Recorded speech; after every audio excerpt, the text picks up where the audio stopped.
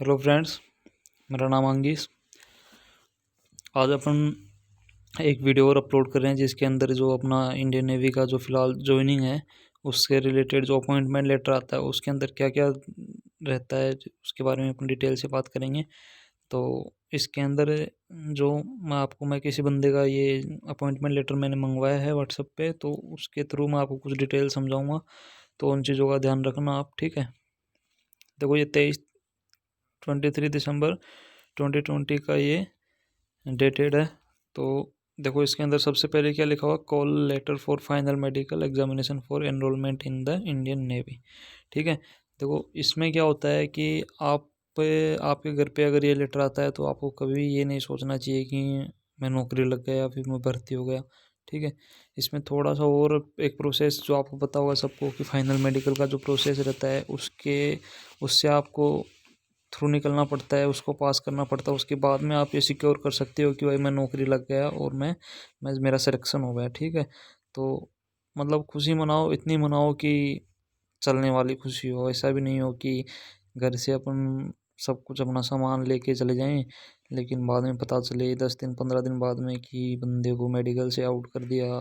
ठीक है। तो ठीक है, एक अपने अपने आप तक सीमित रखो इस चीज़ को कि हाँ ठीक है, मेरा सिलेक्शन हो गया है और मेरे को फाइनल मेडिकल में इनरोल होने का मौका मिल रहा है। ठीक है। तो मैं फाइनल मेडिकल में इनरोल हूँगा और भगवान ने अगर सब कुछ सही रखा और सब कुछ सही रहा तो मेरा सिलेक्शन हो जाएगा और मैं वहीं पे ट्रेनिंग करूँगा और आफ्टर 6 मंथ्स मैं अपने घर पे आऊँगा। ठीक है। देखो, ये एक बंदा है अपने ग्रुप में, सुरेंद्र कुमार, उसने ये भेजा है। अब देखो, इसका जो पहला पॉइंट है ना, मैं आपको बताता हूँ। This is to inform you that you have been provisionally selected. देखो, इसका मतलब क्या होता है कि आप पे मतलब आप एकदम श्योर नहीं कह सकते हो कि मैं नौकरी लग गया हो। देखो, इसमें साफ लिख रखा है provisionally selected for recruitment in the Indian navy for AA। ठीक है, आर्टिफिशियल अप्रेंटिस के लिए इसका ये अगस्त 2020 का बैच था। ठीक है। You will be considered for artificial apprentice. इसने क्या कर दिया, सबमरीन स्पेशलाइजेशन में यस कर दिया, वॉलंटियर्ड। तो कोई दिक्कत नहीं है। ये बंदा बोल रहा है कि सर मेरे को सबमरीन में नहीं जाना है, तो ठीक है, वहाँ पे चैम्बर टेस्ट होता है, वहाँ पे आप बता सकते हो कि साहब मैं इसके अंदर इंटरेस्टेड नहीं हूँ। तो कोई दिक्कत नहीं है, आप में कोई ज़बरदस्ती नहीं होती कि सबमरीन में। ठीक है। वैसे ही सबमरीन में काफ़ी रिस्क रहता है, तो सबमरीन में जो वॉलंटियर होते हैं उनको भी लेते हैं और साथ में जो जाना चाहे उसका चैम्बर टेस्ट होता है, उसमें पास करना पड़ता है, उसके बाद में वो जा सकता है। तो इस बंदे का देखो, दूसरा पॉइंट क्या लिख रखा है, you are to report to the recruiting office INS Chilka on 14 Jan. मतलब इसका 14 जनवरी का सुबह 6:30 बजे का इसका रिपोर्टिंग है। ठीक है। 14 जनवरी को आपको सबको पता होगा मकर संक्रांति रहती है, तो इस भाई की संक्रांति तो इस बार INS चिल्का में, चिल्का झील के उधर मनेगी। ठीक है। कोई दिक्कत नहीं, संक्रांत दिवाली सब आती जाती रहेंगी, लेकिन एक बार नौकरी ज़िंदगी में मिल गई ना तो ठीक है, सारी दिवालियाँ खुशियों वाली दिवाली आएंगी। ठीक है। इसके बाद में तीसरे पॉइंट में इसका रजिस्ट्रेशन नंबर लिख रखा है। मैं इसके चौथा पॉइंट क्या लिख रहा है, your present selection will stand cancelled and you will have no claim for enrolment in the Indian Navy or any of the following grounds. देखो, अगर आपको ये 4 ग्राउंड लिख रखे हैं नीचे, इनके बेसिस पे अगर आपको अनफिट या मतलब वापस भेज देते हैं तो आप फिर क्लेम नहीं कर सकते हो कि मेरे को नेवी में मतलब मैं सिलेक्शन हो गया। आप कोर्ट में भी चैलेंज नहीं कर सकते हो इस चीज़ को। If you are found medically unfit, देखो पहला सबसे मेजर पॉइंट है कि अगर आप मेडिकल ग्राउंड पे अनफिट होते हो तो आपको बिल्कुल आपका रिजेक्शन मतलब लेटर दे के आपको मेडिकल का और आपको घर पे भेज देंगे। ठीक है। और घर आने का किराया भी नहीं देंगे। ठीक है। तो भगवान ऐसा किसी के साथ नहीं करे, वो इतनी दूर जाए और उसको मेडिकल अनफिट करे। सब जो बंदे अपने ग्रुप के हैं और भी हैं जो अपने से जुड़े हुए हैं, सब बंदे मेडिकल फिट हों और अपनी ट्रेनिंग अच्छे से करें। दूसरा पॉइंट क्या, in case you fail to report on the date and time mentioned at para 2। देखो, काफ़ी बंदों का बोल रहा था सर मेरे इतनी तारीख को एयरफोर्स का वो कुछ है। तो देखो, आप ये पैरेलल में नहीं कर सकते हो। अगर आपको 14 जनवरी का आपको अगर दे दिया अपॉइंटमेंट डेट तो आपको जाना ही पड़ेगा। ठीक है। इसमें कोई डाउट नहीं है किसी को। आप ये नहीं कर सकते हो। ये सिविल की जॉब भी नहीं है कि आप 14 जनवरी को पहुंचना था, आप 20 जनवरी को पहुंच गए, ले लेंगे आपको। सिविल में चल जाता है, लेकिन फौज में अगर जिस टाइमिंग का बहुत पंक्चुअल होना पड़ेगा आपको। टाइमिंग जो दे रखा है ना, उसमें आपको रिपोर्ट करना पड़ेगा, चाहे कैसे ही जाओ, आप फ्लाइट से जाओ, ट्रेन से जाओ, पैदल जाओ, बाइक से जाओ, कैसे जाओ, लेकिन आपको टाइम पे रिपोर्ट करना पड़ेगा। ठीक है। तीसरा पॉइंट बताता हूँ, failure to bring with you the documents items mentioned in the joining instructions. देखो जॉइनिंग इंस्ट्रक्शंस के बारे में इसके बाद में एक वीडियो बनाऊंगा, ठीक है, उस वीडियो को भी काफ़ी ध्यान से देखना। तो जो जॉइनिंग इंस्ट्रक्शंस के अंदर जो डॉक्यूमेंट्स वगैरह, जो नेसेसरी डॉक्यूमेंट्स हैं, उनको तो लेके ही जाना, ठीक है।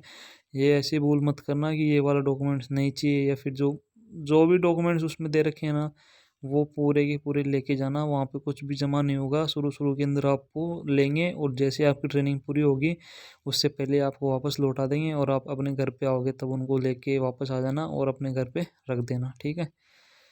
देखो तीसरा, फोर्थ पॉइंट क्या है, particulars not matching with the information provided in the original documents. अब देखो कई बंदों का कमेंट आ रहा है कि सर मेरे ओरिजिनल डॉक्यूमेंट्स में ये लिखा हुआ है, मेरी मम्मी का नाम ये था और मैंने ये भर दिया था, अब उसमें भी दिक्कत हो जाएगी।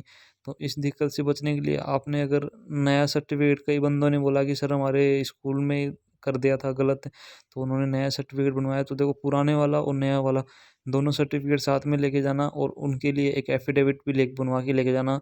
जो आपका कोर्ट है वहाँ से एक एफिडेविट बनवाना है कि पहले मेरा ये डॉक्यूमेंट था और इसमें ये नाम था, और अब मैं ये कर दिया, और जब मेरा ये फॉर्म निकला था तब मैंने पुराने के बेसिस पे फॉर्म फिल किया था, और लेकिन अब मैंने नया बनवा लिया है, ठीक है। देखो फिफ्थ जो पॉइंट है ना अपना, कोविड-19 protocols to be followed by candidate during induction as mention in joining instructions. देखो इंडक्शन किसको बोलते हैं, जो आपका मेडिकल स्टार्ट होता है, जो उस पीरियड को इंडक्शन बोलते हैं, और उसके दौरान आपको जो कोविड-19 के जो प्रोटोकॉल्स हैं उनको फॉलो करना है, ठीक है। Your basic training at NSL का विल कवर द फॉलोइंग। देखो ट्रेनिंग के अंदर क्या क्या इंक्लूड रहेगा वो देखो, एकेडमिक एंड सर्विस सब्जेक्ट। जो एकेडमिक हैं जैसे इंग्लिश हो गया कंपलसरी, ठीक है, लैंग्वेज कंप्यूटर हो गया उसके अंदर, और अपना जैसे रीजनिंग हो गया, मैथ्स हो गया नॉर्मल, ये रहेंगे एकेडमिक के अंदर। और सर्विस के अंदर अपना जो नेवी से रिलेटेड, शिप से रिलेटेड जो भी होगा, फायर फाइटिंग से रिलेटेड जो भी होगा, वो सब सर्विस सब्जेक्ट के अंदर आता है। स्पोर्ट्स एक्टिविटीज़ के अंदर वेरियस से अपना गेम्स वगैरह होंगे, जैसे मेनली क्या होता है, फुटबॉल होता है, वॉलीबॉल होता है, और इसके साथ में हॉकी भी चलता है, और क्रॉस कंट्री, ये रहेंगे, ठीक है, अलग अलग स्पोर्ट्स रहेंगे। देखो स्विमिंग का भी रहेगा उसके अंदर, और बोट पुलिंग का रहेगा, ये सब स्पोर्ट्स एक्टिविटीज़ रहेंगी। Outdoor training such as parade training, sailing, boat pulling, swimming, cross country, trekking और फायरिंग। देखो ये आउटडोर ट्रेनिंग है ना, ये स्पोर्ट्स वाली, जैसे सेलिंग वगैरह हो गई, जो अपने को चिल्का लेक में सेलिंग करनी पड़ेगी, बोट पुलिंग और स्विमिंग अपने को चिल्का लेक में भी होगी और स्विमिंग पूल में भी होगी। क्रॉस कंट्री आपको दौड़ लगानी पड़ेगी 5 किलोमीटर की, और ट्रैकिंग, फायरिंग, ठीक है, फायरिंग जो फायरिंग रेंज के अंदर आपकी फायरिंग होगी। चौथा क्या लिख रखा है इसमें, service oriented activities including maintenance of equipment, living spaces, training areas. देखो इसके अंदर क्या होता है, जैसे अब आपको एकदम बताऊं तो क्या होता है कि जैसे आपको आपका रूटीन रहेगा ना, उसके अंदर आपको, जैसे आपका 8 आवर्स का रूटीन है, तो उसके अंदर आपको 2 घंटे के लिए अपने को, अपन जहाँ पे रहते हैं अपना ट्रेनिंग एरिया है ना, उसको साफ़ सफाई करनी पड़ेगी, और उसके लिए आपको मतलब डेडिकेशन से काम करना पड़ेगा। ऐसे में सोचना ट्रेनिंग के अंदर अगर आप एक आईएएस आईपीएस भी भर्ती होते हो ना, तो आपको सारा काम करवाया जाता है, तो खुद को कभी भी ऐसे मत सोचना कि ये मैं क्या काम कर रहा हूँ, ठीक है।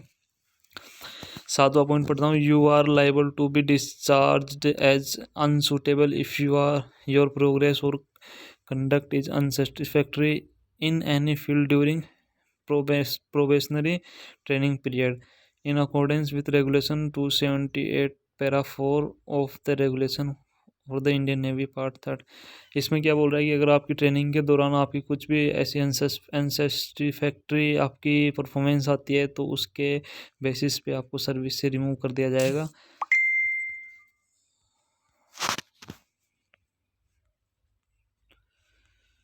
ठीक है, इसके बेसिस पे आपको सर्विस से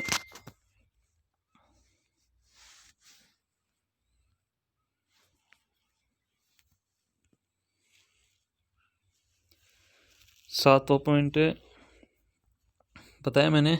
8वां देखिए, post enrolment during the period of training and thereafter if certain disease alignments are detected which were not detected during prelim जो क्या है preliminary and final medical, you will be invalided from the service through a medical board as per current orders.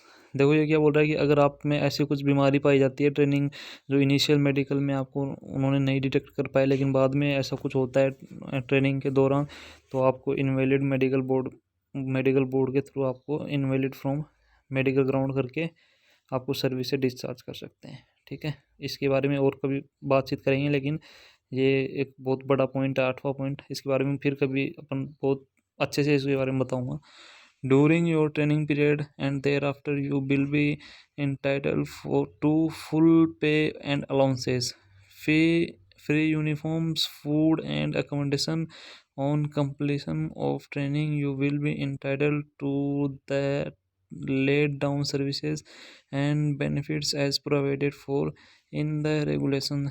Your service conditions will be governed by current orders। इसमें क्या लिख रखा है कि आपके ट्रेनिंग के दौरान जो आपको पे एंड पर्क्स हैं वो ट्रेनिंग के हिसाब से मिलेंगे, और जैसे ही आपका ट्रेनिंग के कंप्लीट हो जाता है तो जो एक सिपाही को जो पे एंड पर्क्स मिलता है, जो बेसिक पे होता है उसका, जो डीए वगैरह होते हैं, ठीक है, अलाउंसेस होते हैं, यूनिफॉर्म फ्री होती है, फूड होता है, वो सब मतलब अलग अलग उसके हिसाब से मिलेगा। ठीक है, एक वार्निंग दे रखी है, देखो उसको बता देता हूँ क्या दे रखी है। Candidates identity will be verified using technological means and biometrics. जो बायोमेट्रिक है उससे बंदे की आइडेंटिफिकेशन की जाएगी कि जिस बंदे ने एग्ज़ाम दिया, पीएफटी किया, वही बंदा भर्ती हो रहा है ना, कोई उसकी जगह दूसरा तो नहीं जा रहा है ना। If impression is detected concern candidates will be disqualified at any stage of selection, training of service and debate from further selection opportunities. ये क्या, इसके अंदर क्या लिखा हुआ है कि आपके अंदर आईपीसी सेक्शन 420 की चीटिंग की धारा लगवा के और आपको मतलब आने वाली भर्ती में आप नहीं देख पाओगे। ऐसा तो बहुत कम होता है, ठीक है, ऐसा तो कोई करते नहीं है। ठीक है, तो ये टोटल इसके बारे में मैंने आपको बता दिया है, और जो जॉइनिंग इंस्ट्रक्शंस है उसके बारे में अपन और बातचीत करेंगे। ठीक है, थैंक यू।